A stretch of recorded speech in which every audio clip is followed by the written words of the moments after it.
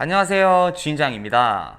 자, 이별 과정에서 상대방의 불만으로 인해서 재회가 되지 않아 고민하시는 분들이 많을 겁니다. 심한 경우 상대방이 나에게 부정적인 고정관념이 자리를 잡아서 웬만하면 생각을 바꿀 수 없는 경우들이 많기도 해요. 이 사람이 적어도 내 설명이라도 듣고 나한테 이 부정적인 생각이나 이미지를 가진다면 우리가 억울하진 않을 텐데, 내 말을 전혀 듣지도 않고 자기 혼자의 생각으로 나에 대해서 부정적인 생각을 하고 있는 그 모습을 보면 우리 자신이 무기력하게 느껴지겠죠. 더불어서 재회를 해나가는 그 과정에서 상대방이 나에게 특정한 고정관념을 가지고 있어서 재회를 못하게 되는 경우도 흔하게 찾을 수가 있어요. 예를 들어서 이 사람은 공감을 전혀 못하는 사람이야.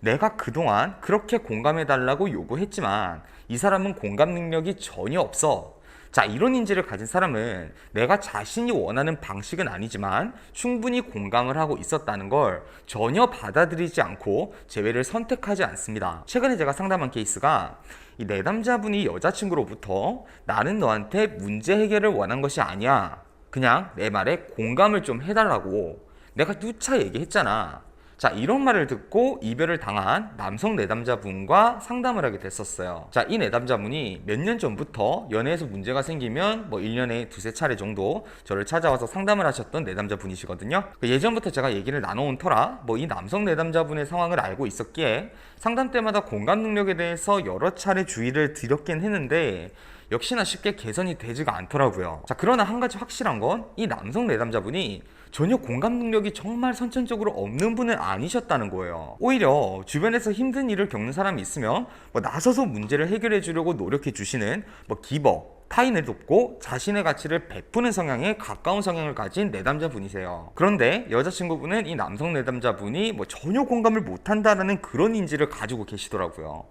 남성분은 충분히 공감 능력을 갖추고 있었지만 이 공감을 하면서 사용하는 언어에 문제가 있었던 거죠. 타인이 나한테 고민 상담이나 힘든 얘기들을 할 때 그 전형적으로 이 공감보다는 문제 해결식 사고를 하고 적극적으로 타인의 문제를 해결해 주려는 성향을 가지고 계신 분이거든요. 그러니까 아무래도 감정 공감을 원하는 여자분들 입장에선 좀 만족이 안 되는 타입이긴 해요. 더불어서 10여 년 전부터 베스트셀러였던 화성에서 온 남자, 금성에서 온 여자, 자, 여기에 나오는 내용이 널리 퍼지면서 문제 해결식 대화를 하는 남자는 공감하는 능력이 없는 남자다. 그리고 공감 능력 없는 남자와의 연애는 하면 안 된다. 이런 여성들 사이에서의 사회적인 편견으로 인해서 이 남성 내담자분을 그저 공감 능력이 없는 남자로 여자분이 인식을 해버리신 거예요. 사실 남성들 사이에서의 공감 방식과 여성들 사이에서의 공감 방식은 차이가 있습니다. 여성들 사이에서는 상대방에게 감정을 보듬고 위로를 건네는 대화가 공감의 표본처럼 느껴집니다.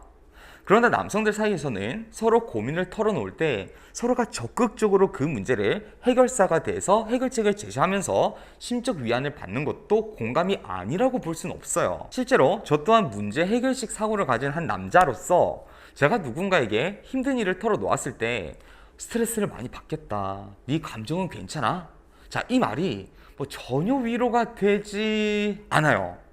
반대로 이 문제를 해결할 수 있는 아이디어를 공유하는 대화가 오면은 더욱 감정의 위로가 됩니다.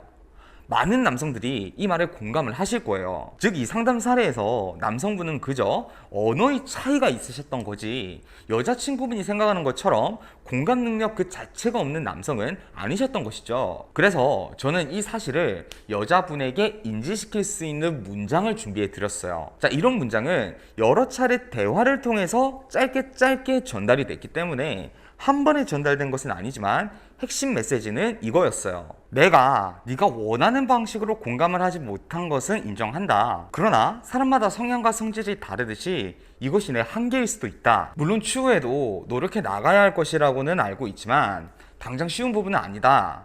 누구에게나 쉬운 일이 있고 어려운 일이 있듯이 네 생각보다 나에게는 훨씬 어려운 일이다. 그러나 내가 너 말처럼 전혀 공감 능력이 없는 사람은 아니다. 생각해봐라. 나는 지금 너를 사랑한다. 그 어떤 남자가 사랑하는 사람이 고민하고 있을 때 해결해주고 싶지 않겠냐. 오히려 아무것도 해주지 못한 채 위로만 건네는 게 남자로서 자존심이 상하고 무기력함을 느끼는 일이 되기 때문에 어떻게 해결해주고 싶은 마음이 앞서게 된다. 공감 능력이 부족하다고 느낄 수 있지만 내 행동이 너를 사랑하기 때문에 네 감정, 고통을 현실적으로 덮어주고 싶었다는 것을 알아줬으면 좋겠다. 자, 한 번에 전달된 메시지가 아니라서 좀 딱딱하게 작성했지만 대략적인 전달 메시지는 제가 방금 얘기한 것과 같았어요. 자, 위의 내용을 설명하자면 너는 공감 능력이 없다라는 주장에서 그 논지를 벗어나서 공감 능력이 부족한 것이 아니라 언어의 차이가 있었던 것이라는 주장을 여자친구분에게 넣어준 것이죠. 더불어서 내가 부족했던 배경이 너를 사랑하기 때문에 그랬던 것. 자, 이런 새로운 가치 전달을 해줌으로써 상대방이 부정적인 쪽으로 해석하고 있는 내 이미지를 긍정적인 쪽으로 돌려주었습니다. 결과적으로 이 내담자분께서는 재회에 성공하셨어요. 자, 이 사례에서 알 수 있는 것은 정말 많은 사람들이 자신만의 생각에 갇혀서 상대방을 왜곡하고 부정적으로 인지한다는 것이죠. 반대로 이런 부정적으로 왜곡되어 있는 사고를 다른 관점으로 재해석해 주는 것만으로도 상대방이 나에게 가지고 있는 고정관념을 바꾸어 재회에 성공할 수 있습니다. 자, 이 영상에서 위의 과정이 일어날 수 있는 방법과 개념을 설명해 드리겠습니다. 자, 제가 방금 한 과정을 리프레이밍이라고 합니다. 흔하게 이해하실 수 있는 예시로 물이 절반 정도 담겨있는 컵을 보고 어떤 사람은 물이 절반밖에 없네. 자, 이렇게 해석을 하지만 어떤 사람은 물이 절반이나 있네. 자, 이렇게 같은 상황을 두고 해석하는 것이 달라질 수가 있죠. 마찬가지로 앞선 예시에서는 내담자분께서 여자친구분에게 만족스럽게 공감을 하지 않으신 그 상황에 대해서 여자친구분이 인지하고 있는 상황과는 좀 다르게 새로운 관점으로 해석을 해준 겁니다. 이 남자는 문제 해결식 얘기를 하는 것을 보니 전혀 공감 능력이 없는 남자야. 너를 사랑하기 때문에 빨리 현실적으로 네가 그 문제에서 벗어나도록 공감하고 해결해주고 싶었어. 같은 행동을 보고 상대방이 미처 인지하지 못했던 다른 관점을 해석해 줌으로써 상대의 생각을 바꾸고 다른 의미를 더 씌워주는 겁니다. 저런 생각을 여자친구도 충분히 하지 않나요? 자, 이렇게 반문하실 수도 있겠죠. 자, 그런데 이건 일종의 지식의 저주예요. 자, 지식의 저주는 내 머릿속에 있는 정보를 상대방도 당연히 알 것이라고 전제하고 대화를 하는 거거든요. 물론 상대방도 어렴풋이 이 사람이 나를 위하는 마음으로 이런 방법을 제시를 했겠구나. 자, 이걸 알고 있을 수도 있겠죠. 그런데 상대방의 입장에서 생각해보면 일단 상대방은 내가 하는 말이 만족스럽지 않고 짜증이 납니다. 차분히 생각한다면 충분히 이 사람이 우리가 자신을 위해서 노력했다라는 것을 이해할 수 있지만 이미 여러 차례 만족하지 못하는 이런 반복적인 상황으로 인해서 짜증이 나 있는 상태에서는 우리의 마음이 실감이 나질 않는 거예요. 자, 그렇기 때문에 지금 이 순간에 즉시 실시간으로 리프레이밍을 통해서 상대방에게 다시금 인지시켜주는 것이 효과를 볼 수 있는 거죠. 자, 상대방에게 새로운 관점을 리프레이밍을 통해서 제시를 한다고 해서 무조건 효과를 보는 것은 또 아니에요.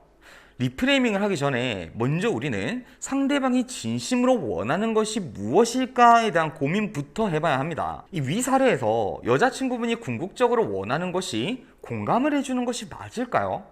자, 저는 그렇게 생각하지 않거든요.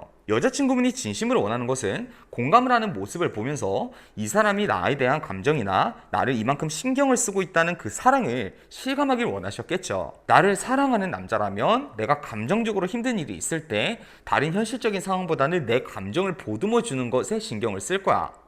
자, 이런 생각을 하고 계셨기 때문에 남자친구분의 문제 해결식 공감에 사랑을 느끼지 못하고 계셨던 거죠. 즉, 리프레이밍의 목적은 내가 비록 이 표현하는 거에 있어서 너한테 만족감은 주지 못했지만 충분히 너를 사랑했기 때문에 공감을 하기 위해서 그런 방법을 선택을 했던 거야. 자, 이런 목적성을 지니고 있어야 의미가 생겼던 거예요. 만약에 리프레이밍 포인트를 다르게 삼아서 순간적인 공감은 아무런 변화가 없지만 이렇게 문제를 해결하면 앞으로 네 감정이 상할 일이 없을 거야. 자, 이런 주장을 했다면 진짜 효과를 전혀 볼 수 없고 상황 악화만 시켰을 겁니다. 여러분이 어떤 상황에 있건 리프레이밍의 목적은 상대방이 진심으로 지금 드러나 있지 않는 수면 안에 있는 그 욕구를 찾아서 그 욕구를 충족시켜주는 것을 목적으로 삼아야 해요. 자, 강요가 아니라 상대방이 미처 생각하지 못한 관점을 열어줘야 한다. 자, 리프레이밍을 하실 때 한 가지 주의점을 말씀드리겠습니다. 리프레이밍을 할 때 상대방에게 내 주장을 어떻게든 관철시키려고 하시는 분들이 있어요.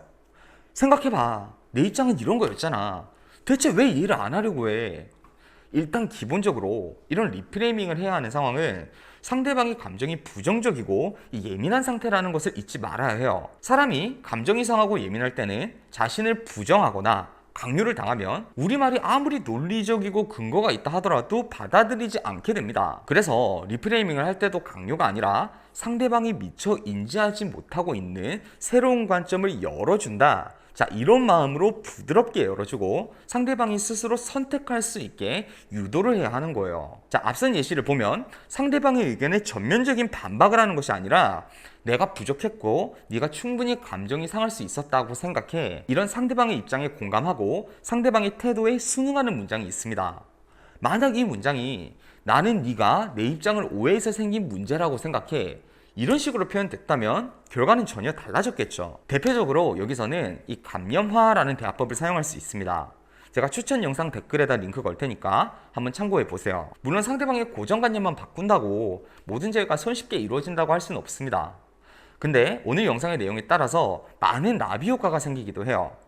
결정적인 순간에 상대방이 재회를 선택하지 못하는 이유를 이 리프레이밍을 통해서 해결할 수도 있을 것이며, 이별 후에 당장 상대방이 재회를 선택하지 않는다 하더라도 시간이 지나면서 나를 나쁘게 기억할 만한 그 요소에 대해서 어느 정도 인지 변화를 시켜두고 나면 아무래도 추후 이어지는 상황에서 우리에게 유리점들이 생기겠죠. 강의에서는 제가 딱 여러분이 이해하기 쉽게 간단한 예시를 들었지만 이게 정말 사소한 부분에서도 정말 많이 이용되는 방법이에요.